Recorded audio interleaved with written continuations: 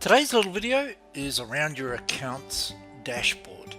Now, the key to understand here is you mightn't want everybody to have access to this.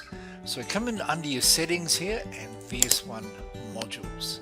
Now, inside this VS1 modules, if you scroll down, you can define which tabs and which values get shown to each individual user. So when you look under dashboards here, if you turn off accounts, they can't see the dashboard accounts. So any of those options are all available through there. So that's the one you turn off, like so. Now, also keep in mind that under your contacts, when you look at each employee, if I drill into one, you've got a dashboard option up the top here. Now, this is to say which dashboard do they log in on. So when they log into VS1, and you can have the option of showing all the dashboards and which dashboard displays by default for them first. So in other words, they can see everything with this column, and that's the one that's going to load to. So it'll load to my dashboard like so. Okay. So if you don't want them to see all the dashboards, choose the ones you want, like so, or just choose all, and then whichever one you want them to log into is this guy here. Alright, let's go back out of that. Alright, but this one we're going to talk about is dashboard accounts. Yeah, I'm not going to save that. Now, under here, you've got all sorts of options. So you can display a bunch of charts, like so, and you've got your accounts list down below.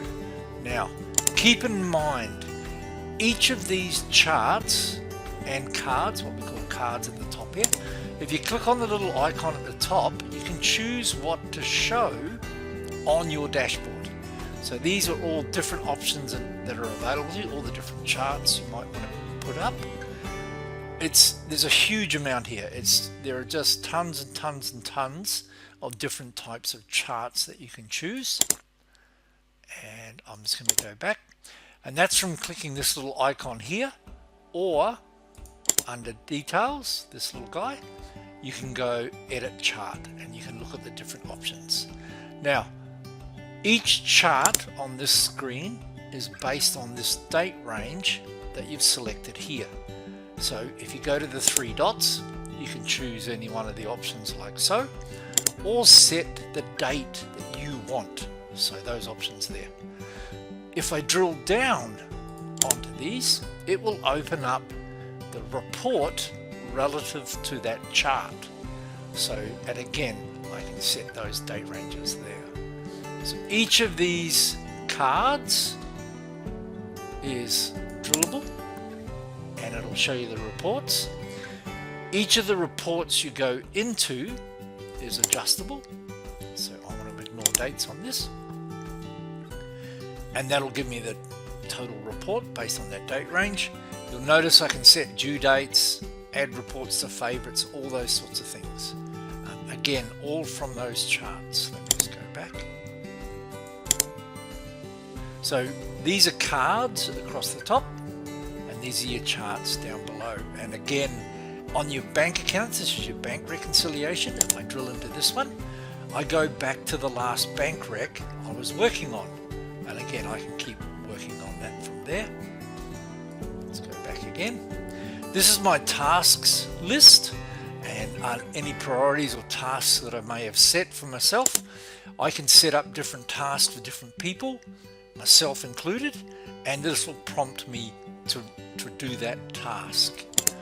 And if I scroll down, I've got my profit and loss and my revenue streams. And again, these are all different charts that you can modify, adjust, move around as you see fit. You can resize them, change them around, and then you've got your accounts list down below. And again, I can drill into that and go back to whatever chart makes that up. Now, also drilling into the balances, again, will take me back to all the values that make up that report in the first place. So there you go. That's how to set and play with your dashboards and some of your accounts.